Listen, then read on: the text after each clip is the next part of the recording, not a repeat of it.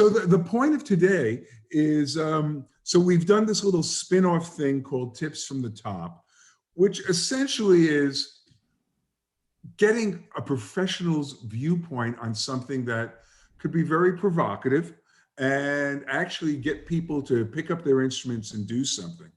So what obviously way before hip shot and all and Zahn and all that other stuff, you had a 4-string bass. Mm-hmm. And you had to tune it the way you wanted to before you could become the Zahn and hip shot hyper bass. Absolutely. So I think the question I would like to put out there is, if I have a 4-string bass, and actually I still do have one. Oh my God. Yeah, it's sitting in the back with a shawl on, you know. But if you have a budding young bass player, I want to get into tunings. How would I begin? Right, right. And, you know, let me put this away.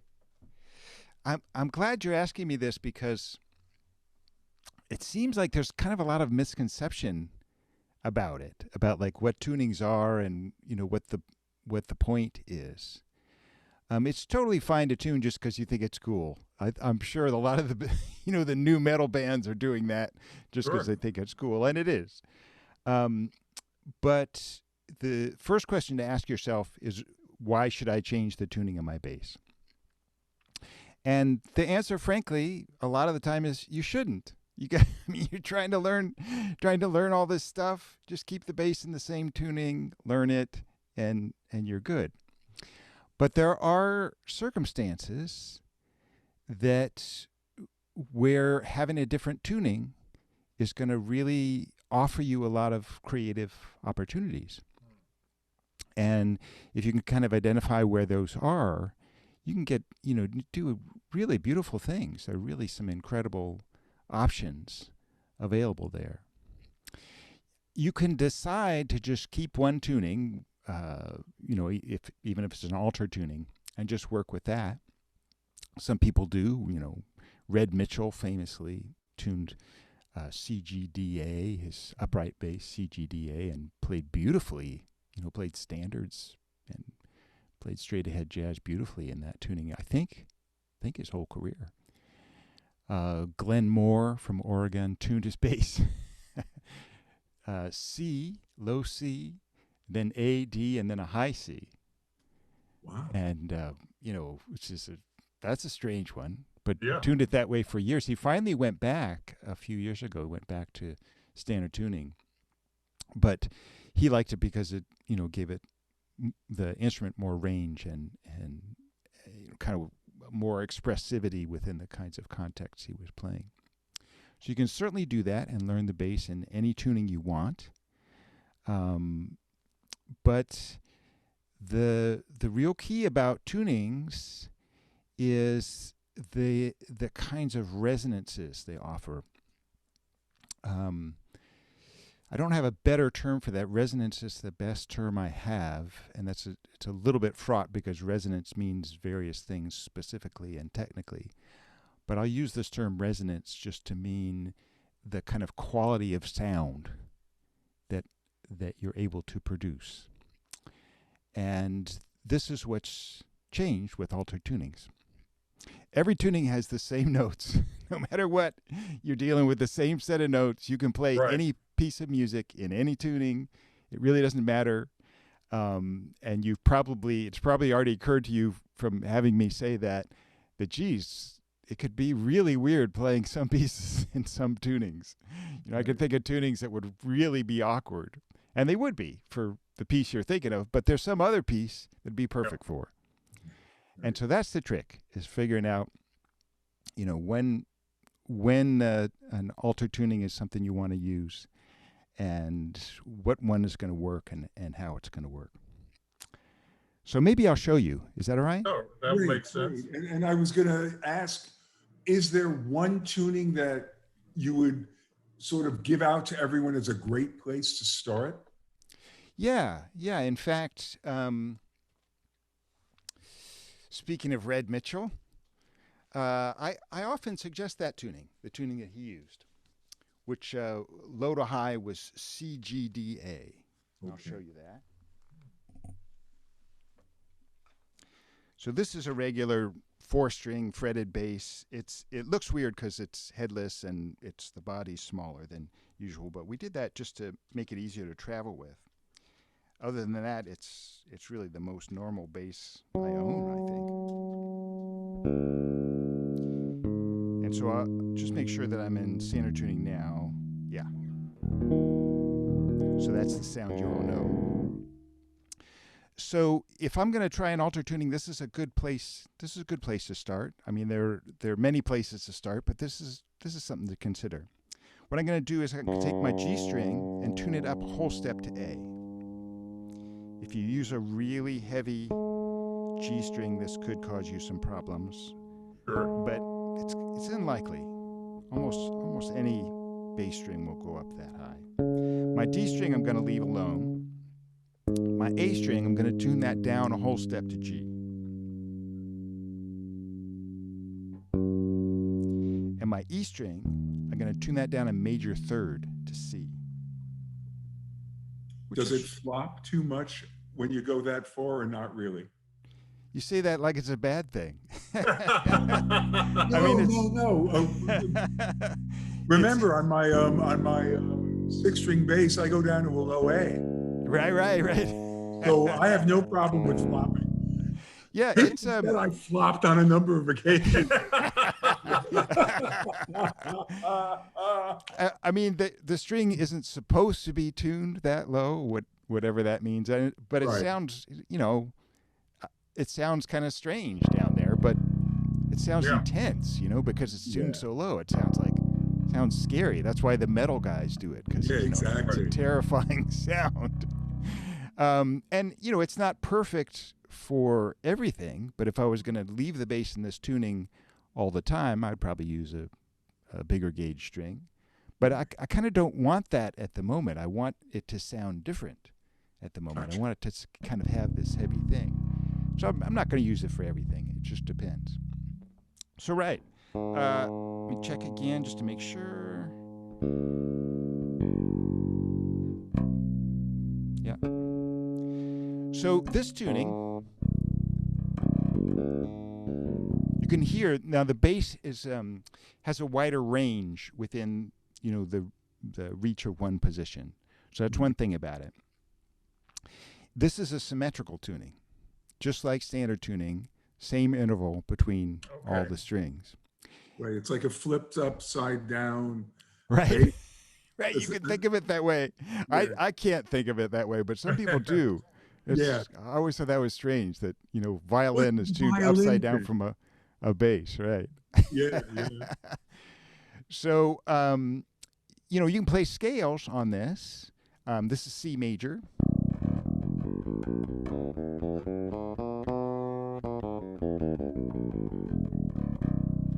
And, it looks like a scale. You can hear a difference in the sonics, in the resonance. Right. Yes, right. absolutely. That's the difference. It just the bass kind of sings differently. All those notes are on the bass. I mean, it's a C major scale. It's not, if you on paper it looks exactly the same as any other C major scale, but it just a different character. Exactly, it has a different thing with this tight string on the top. Has that kind of edgy feeling, and this big flat on the bottom. It's kind of it just has this thing that it does. So one thing that I really like about this tuning, and I often show this to students, because it has a wide spread, it's kind of nice for playing chords. There's a triad voicing you can do just like this. This is a D major triad voiced root, fifth, third. You can play the same triad in standard tuning, but again, doesn't quite have the same mojo. And so here's all the diatonic triads in D.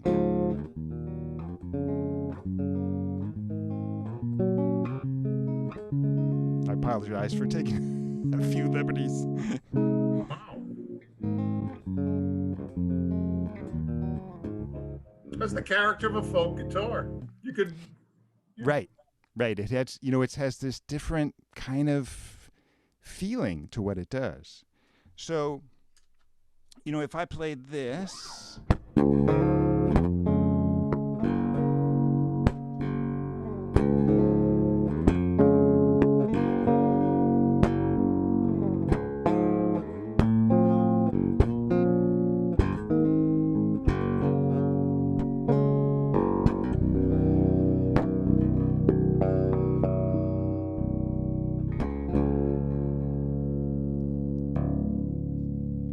It just has this big spread out sound.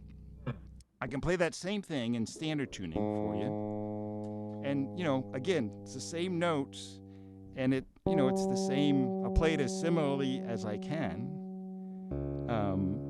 But it just has a different sound. That third goes up the octave when it's in the standard tuning, right? You have to finger it differently, of course, because all the notes are moving around. But it's going to be the same music if I can play it well enough.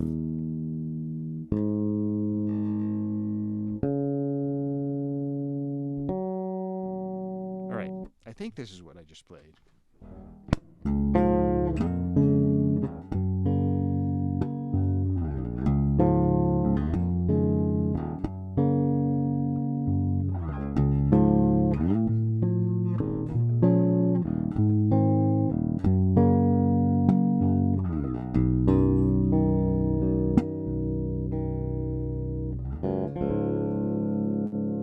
So you could feel this, it's perfectly fine. It's the same music, would look the same on paper, but it just has a little different kind of mojo to it. I mean, we could try to come up with adjectives. It's a little tighter in this tuning, which is not, neither is better. It's just, it's what the sound is that you're going for. You mentioned in the other tuning. Really, the only difference is you can't hit that D on the second fret, which would sort of root it, boom. Right. You know what I mean? Right. So range is one real difference. If you're tuning down, you get more notes down there. If you're tuning up, you get more notes up here. So that does make a difference. That's a real interesting point because there's this great cartoon where it has a hand low on the neck and a hand up on the neck on a bass. It goes upper register, down low, cash register. Right. So there's a point to going low versus, yeah, absolutely. That's great. So that is a perfect beginning for somebody. Essentially, all you're doing is you're flipping your bass upside down. Fourths become fifths. Mm-hmm. What if you were, let's say, a little more experimental? What would be your second option? There's another one I like a lot that is stacked fifths. So one way of thinking about tunings is the degree to which they're open. You've heard the term open tuning. Right. It's not actually a standardized term. It's a term that means whatever you want it to mean. But it does have a lot of sense to it. In the way of thinking about tunings have predilections towards certain keys and certain tonalities. Standard tunings is lovely for E minor. That's why everybody wants to slap an E minor, right? Exactly. And if you ask them to slap an F, they freak out. Yeah. So, if you simply tune your bass up a half step to F, then it's exactly the same. So, if there's that option, if that troubles you. If not, you can learn to slap an F minor in standard tuning. It's all good. These are just options. Is all it is. Exactly. So this tuning is similar to the last one. This is stacked fifths or double fifths. This is D-A-D-A.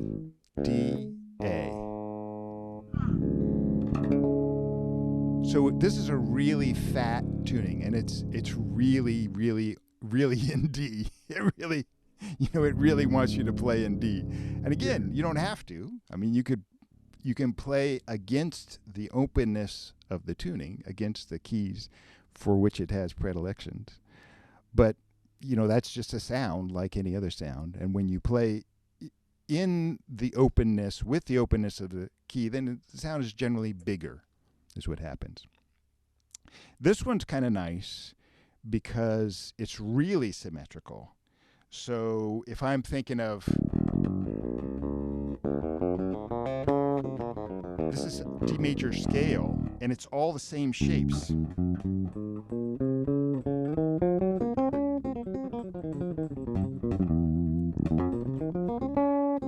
So I can play anything in D major in this position.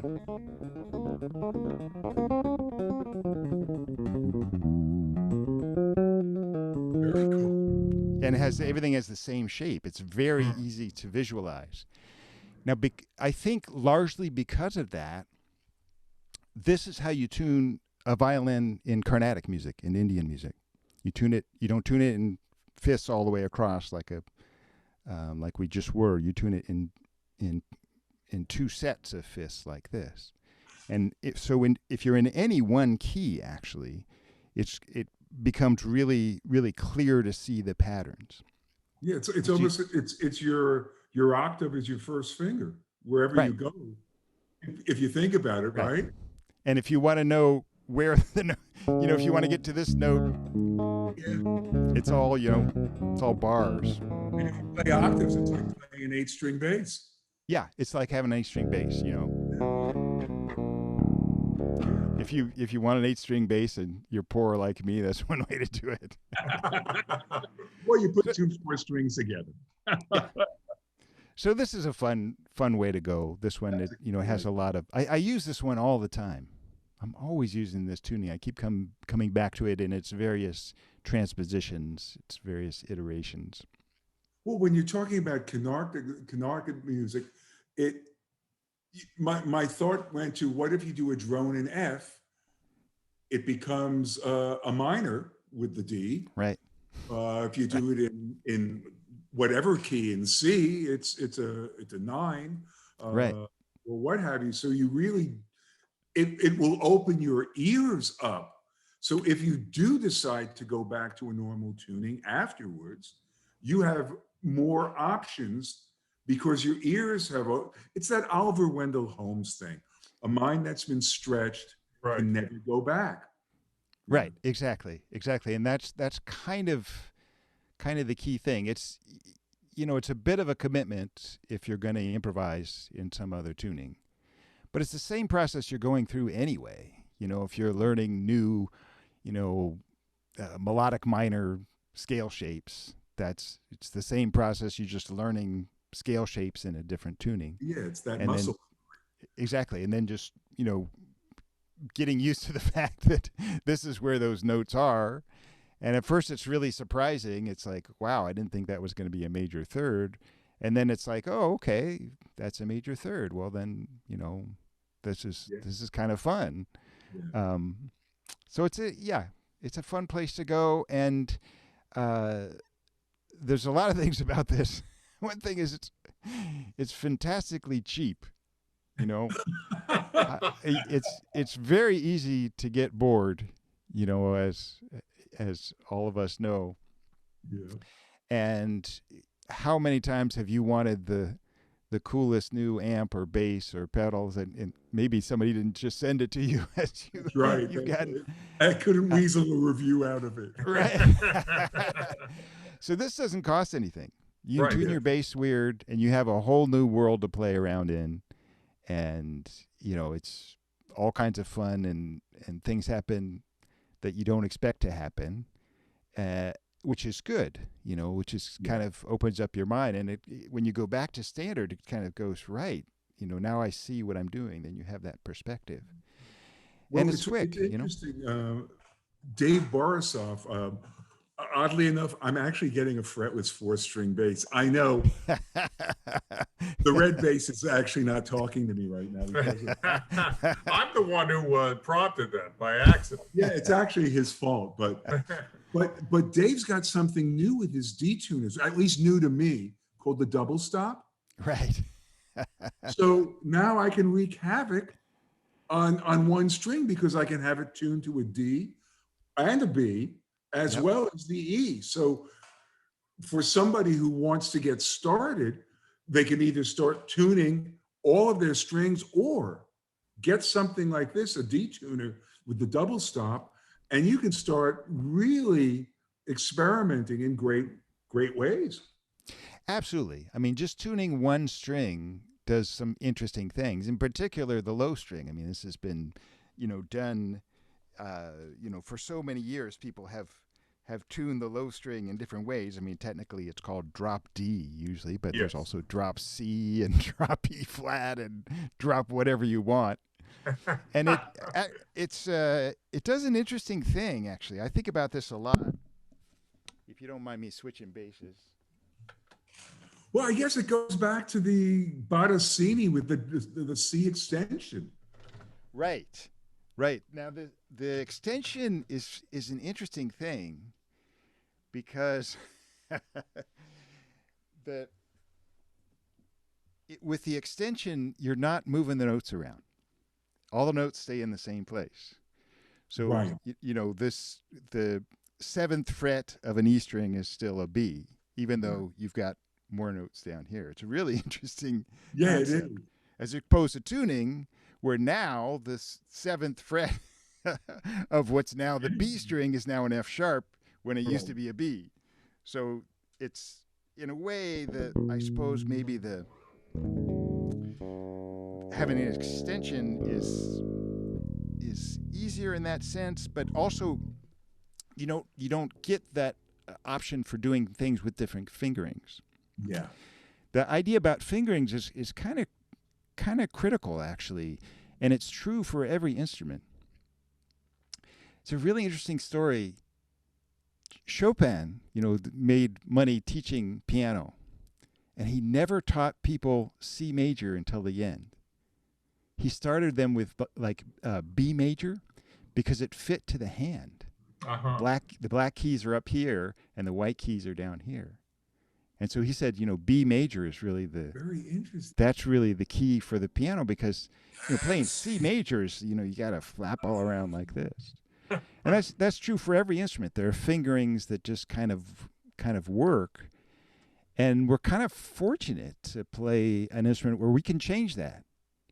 There's certain things, let's face it, there are fingerings that we all love, and just kind of fall right in there. And the problem with that is they all sound the same. But if you change the tuning, you can play all your old fingerings and get entirely new music. Now you have to make the change in your consciousness instead of in your hand. But that's Which part is of the why I fun. was suggesting that if they got a detuner or something like that, start with one string. And Absolutely. yeah, because I guess if Dave's saying you can get down to a low B on an E string, can you imagine what I could do with a B string? Oh man, It'll be I've like done it slacks before. of bass. Yeah, it's a pretty intense sound. In fact, I use this one. This is low B. So this is E going down to B. And it's kind of, I use it a lot, and it's kind of interesting because it's different from having a 5-string in that, so this is now B, A, D, G, right?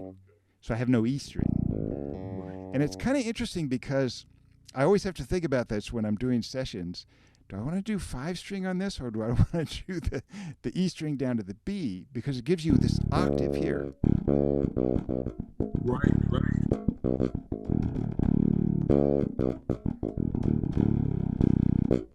So there's an octave right between the two strings where a fifth would have been. And so if Yes. I'm doing, it's super easy and kind of comfortable, and it makes me play certain lines that I wouldn't play if I had an E string in between those two strings. there's all kinds of stuff like this that comes into play when you're doing these tunings that that it's really interesting to think about it, because everything makes you work in a different way. Absolutely. Yeah. I'm just thinking of a whole variety of ways that, you can expand on this through teaching and such. Tom, what about you? You going to start switching all your bases around now? Well, yeah, I'll start with my Mustang, but it's just fascinating to hear because, bass players were such creatures of habit. Yeah. And you want to scare a bass player, you tell them, try detuning. I mean, you see the controversy still rages on about the extended range bass. Right. And if it's 5 strings, it's a banjo.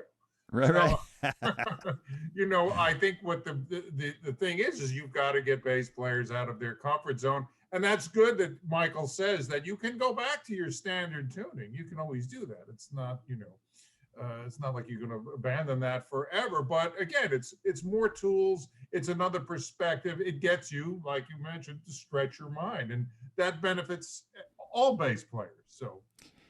And I'm glad you bring that up, Tom, because it's an important thing to kind of keep emphasizing. There's really probably no benefit on doing an altered tuning if you're in a Motown cover band. There's probably no point to doing that, and it's not about forcing these ideas into places where they don't fit. Mm-hmm. But if you're asked to do a duo with a singer, and you want to play a lot of chords, it might be nice. Yeah. If the singer you're working with, maybe she has some particular kinds of sound she's looking for, and that might be nice to have that more spread thing. Or if you're playing with a guitar player and they want a solo and you want to just play more harmony behind them, it might be behind them. Yeah, actually, absolutely comp and still have bass lines going on at the same time. You can do that in standard tuning, but in an altered tuning, it might have an interesting sound and might help just kind of distinguish you from, kind of let you stand out a little bit as somebody who can, offer different kinds of ideas.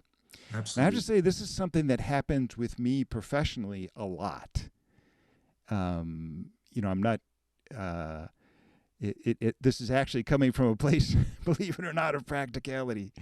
It's very, very common for me to get hired to do a recording, and I'll start off. I'll play straight up meat and potatoes bass, and then somebody will say, "Okay, do something different," and I'll say, "Okay," and I'll do. Maybe I'll passive EBO or passive all harmonics. It's something with altered tunings, and I think that's why people hire me. In fact, because they know I'll give them regular bass, and if they want something else, they've got that. If they don't want it, they don't use it. It's that's the way it works. And a lot of the people, it's people really want to make a splash. That's kind of the idea. They are kind of desperate to stand out from the crowd. And if you've got something to offer, anything to offer, that might help them do that in any small way, often they're really interested. Again, you have to choose where you're using this. This is what creativity is all about. Is knowing when to try these things and when not. But it's nice to have some other options in your bring in up your a very toolkit. interesting, a very important point is that it's free. Bass players love to buy instruments. Right. And you really have several instruments within one. You really do. I mean, bass is kind of astonishingly versatile. I mean, we think of it as just doing one thing, and it does that better than anything else ever has in history. Thank God. And you don't want to let go of that. I mean, you can let go of that if you want. It's up to you. It's art. It's an art form. Do what you want. Right. But if you want to do more with it, if you want to be more expansive with it, there are a ton of places to go. Yeah. And in fact, maybe we could talk about that for a second. So a bass guitar is kind of surprisingly unlike any other instrument, largely because it was never an acoustic instrument. Right, right. It was always visualized as this electric instrument, an instrument that produces sound acoustically and then is meant to be amplified. Right. So there was never the projection issue, the sound box issue. Acoustic instruments, as they've come to us, have all been designed to be as loud as possible acoustically. Right. That's how they're designed. And so generally what makes an instrument loud is more pressure on the top. So the strings generally are tuned just as high as you can tune them to project the music out in general. Like a harp is literally, if you tuned it a half step higher, the strings would all break. Right. So that you can get that projection out of it. Bass doesn't have that issue. It's coming from a completely different place. And you can tune it like mad. I mean, really more,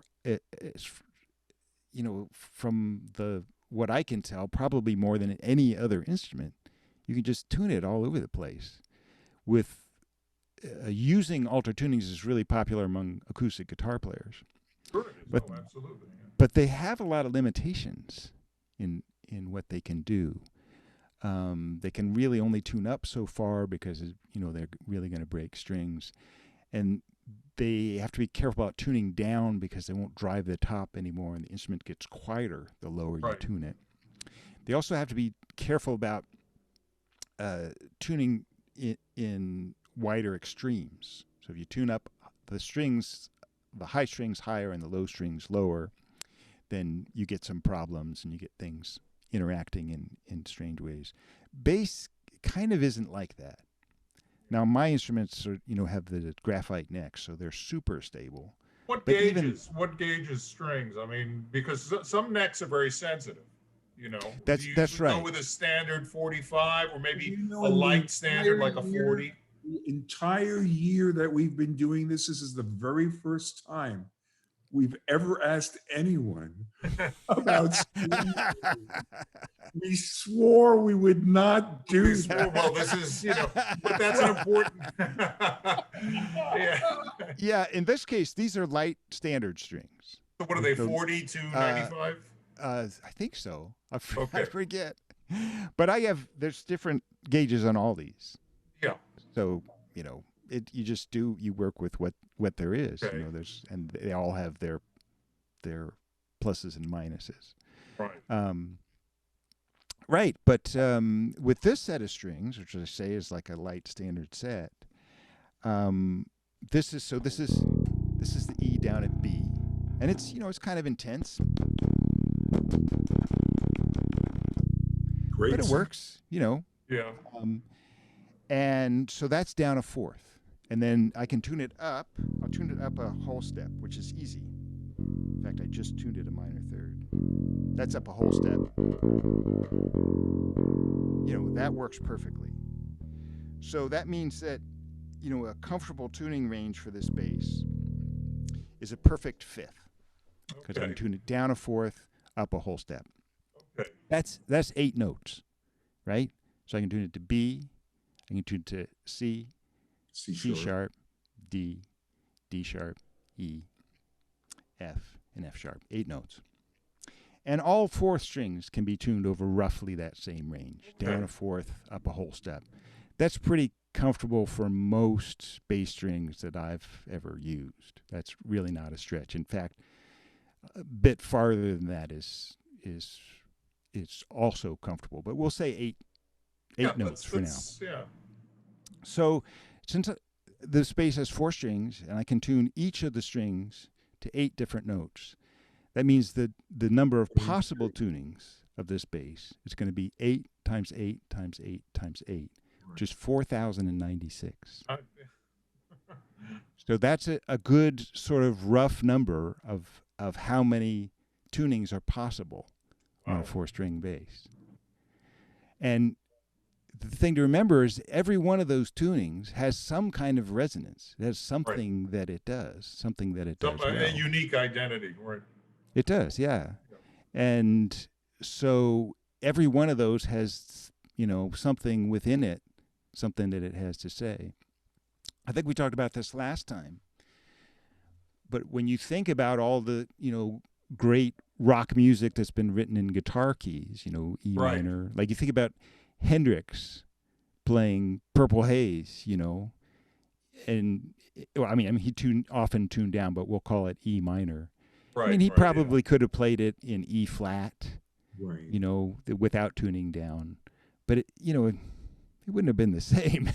It wouldn't. Yeah, it wouldn't have had that mojo. It's Right. part of the mojo is it sounds huge and dangerous and beautiful, and that's the nature of the tuning. Yeah.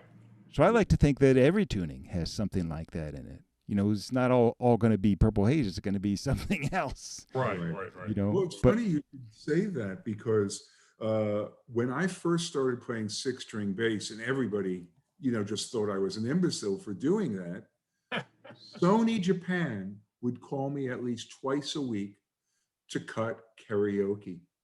oh yeah, Because of the low B string, I could play Shake Your Booty in C sharp. right. You know what I mean? I could do Right. all the things Yeah. that would constitute being able to do a karaoke tune without, publishing issues, so to speak. Right. But that was the only, back then, that was the only company that was like embracing it. Getting back to Tom's discussion about extended range, it's kind of funny. You got these four strings in between the six, right? They're the same four strings. So I always looked at it as I'm giving you something more. You don't have to take it. Right. Yeah. Right. I mean, frankly, as well as I do that you could go and play on any bass amp known to man, and you're going to sound like Michael Manring, whether it's a good bass amp or a bad bass amp. It doesn't matter. You've got your sound. So when you would go into a recording studio, the guy's got it set up for a P-bass sound. It doesn't matter if you have 40 pickups on the bass and a couple in your fingers. It's going to end up sounding like a Right. Right. So it was always, just a bizarre thing for me. And so even though I never experimented with tunings except the low B string and changing those tunings, this is a fascinating, wouldn't it be interesting to start somebody in a different tuning? It would be. Get a 5-year-old kid and just, all right, this is the tuning. This is your official. Should suggest that to Berkeley, David. It's kind of like we may be creating the next Lizzie Borden. I don't know. Right. But it's fascinating, isn't it? It really is. And there's so many different things you can do. Again, though, with the bass, I think the real blessing is how easy it is to use different tunings. It really is, yeah. I mean, it's kind of absurd, and that's kind of the magic of it. It's scary. It's scary when you've worked so hard to be able to play all your scales and arpeggios and tunes in one tuning. You change a tuning, and everything goes out the window. Yeah. But Isn't that not, great? yeah. I mean, it is beautiful. And in fact, that's one of the things that appeals to me about it, is that, I've worked really hard on this instrument and, loved every second of it for, 50 years now that I've been doing it. And I know my way around standard tuning, and I never get lost, and I know what that is. And once in a while, it's so fun to just tune the bass to something really weird that I've never tuned it to and be completely lost and not be able to find a C on it, and just put my hand on the bass and play something, and a sound comes out, and I'm 10 years old again, and it's all magical and mysterious, and it just it's a way for me of staying in touch with that part of it, as opposed to getting kind of that jaded, oh yes, well that's a minor 7 flat 5 with a natural 9, or to just go, wow, that's a crazy sound. It's also a great remedy for bass players in a rut. Look, even if you're playing in that Motown band, and we all get in ruts, and we all think, well, gee, I can't play this thing anymore. Yeah. Alter tune. Yeah, it's a great way to rethink things.